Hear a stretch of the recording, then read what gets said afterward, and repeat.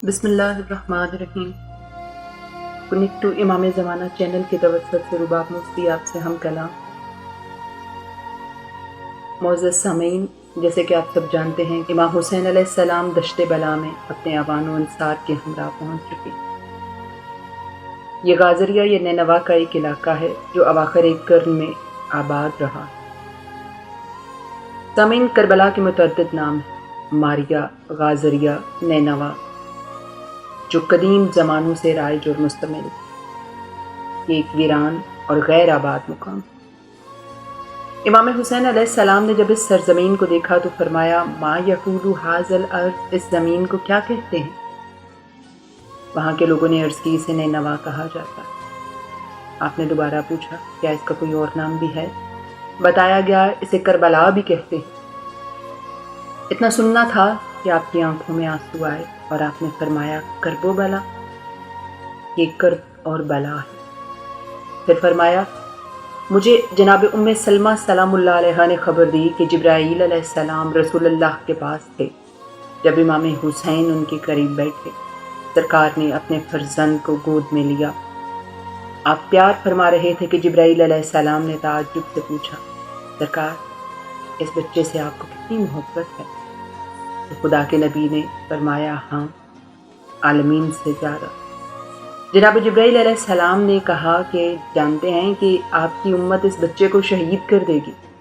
अगर आप चाहें तो मैं आपको इस ज़मीन की मिट्टी दिखा दूं जिसमें ये कत्ल किए जाएंगे। रसूलुल्लाह ने फरमाया, हाँ। जनाब उम्मे सलमा फरमाती हैं कि जिब्राईल अलैहिस्सलाम ज़मीन करबला पे अपने पर फैलाए और रसूल खुदा को वो ज़मीन दिखा दी।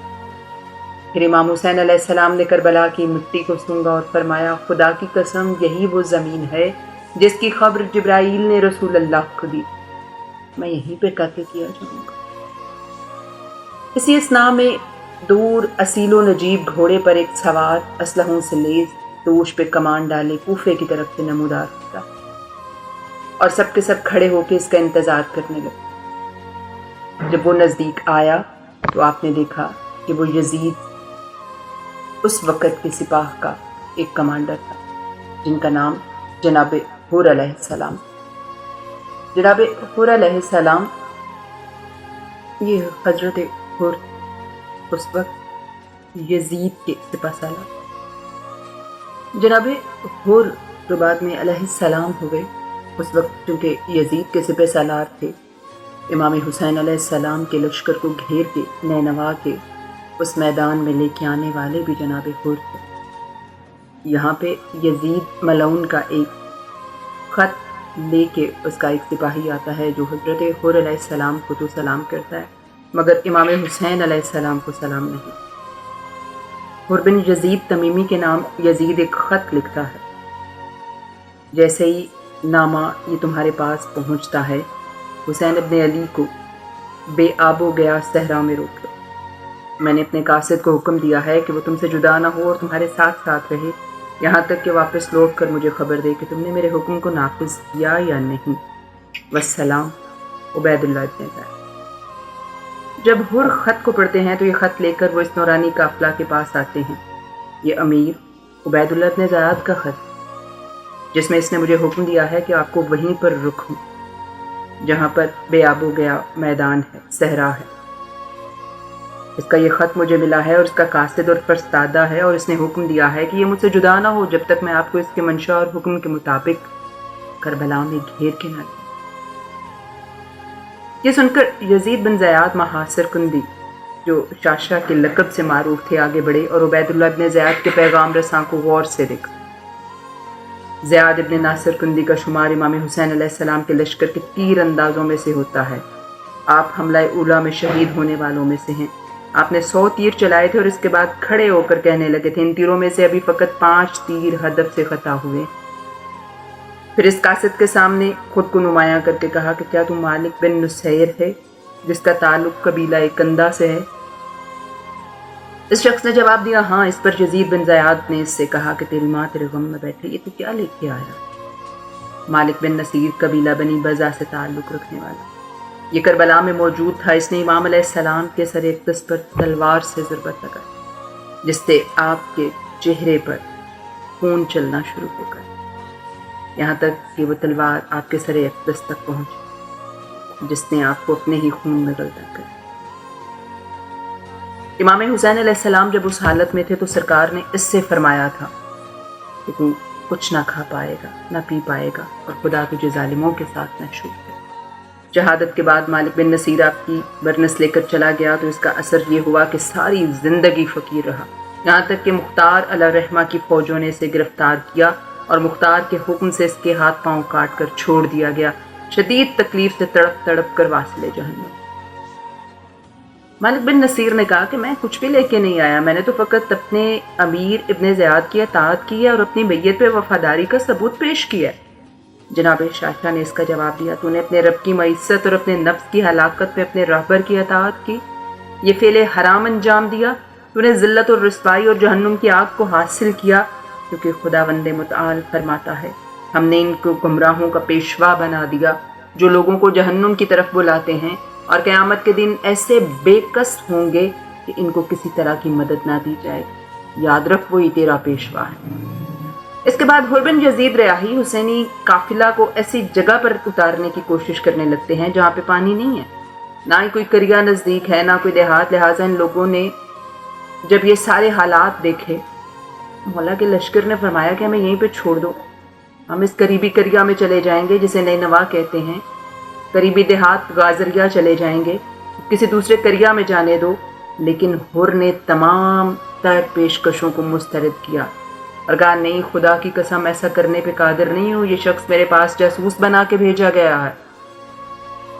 اس بے ادبی پر زہیر ابن کین امام علیہ السلام سے مخاطب ہو کے کہنے لگے، اے فرزند رسول، ان لوگوں سے ابھی جنگ آسان ہوگی بنسبت ان لوگوں کے جو ان کے بعد آئیں گے۔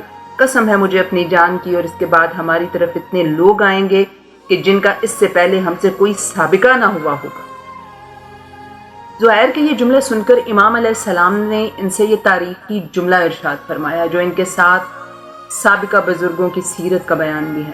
آپ فرماتے ہیں، ما کنت لعبد عنہم بالقتال، میں ان سے جنگ کی ابتدا کرنا ہی نہیں چاہتا۔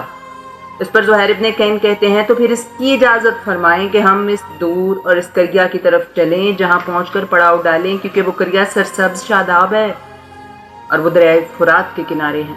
اگر ان لوگوں نے ہمیں روکا تو ہم ان سے نبرد آزمائی کریں گے، کیونکہ ان سے نبرد آزما ہونا آسان ہے بنسبت ان لوگوں کے جو ان کے بعد آئے۔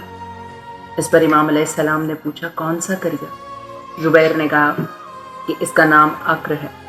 امام علیہ السلام نے ان سے فرمایا، خدایا میں عقر سے تیری پناہ مانگتا ہوں۔ پھر آپ نے وہیں اپنے قافلے کو اتارا، نہر الکما کے پاس خیام لگانے دیا اور حکم ہوا جناب عباس کو کہ بچوں اور مستورات کے خیام کو نہر کے قریب لگاؤ تاکہ اس بے آب و گیا صحرا اور ویران میدان میں تپتے سورج سے بچاؤ کے لیے ہوا کی نمی میسر آ سکے۔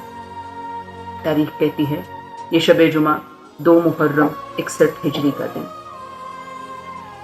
جناب حضرت عباس حکم امام سے خیمے لگاتے ہیں، اور تاریخ کہتی ہے کہ سرکار وفا درود پڑھ پڑھ کے خیام کی تنابیں گاڑ رہے تھے، مستورات کے لیے اور بچوں کے لیے خیام بنائے جا رہے۔